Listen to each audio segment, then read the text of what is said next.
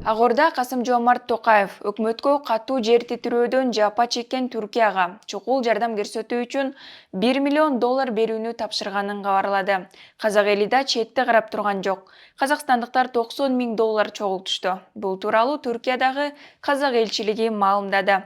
Материалдык жана гуманитардык жардамды түрк элине кыргызстандыктар да чогултууда. Ал эми депутат Нуржигит Кадырбеков Түркияга боз үйлөрдү жөнөтүүнү сунуштады. Башыбызга иш түшүп турганда, Кыргызстандын коопсуздугуна аябай чоң коркунуч келип турганда, Кыргызстандын коопсуздугу биздин коопсуздугубуз деп түзмө-түз айткан бир гана мамлекет болду. Ал ким? Түркия.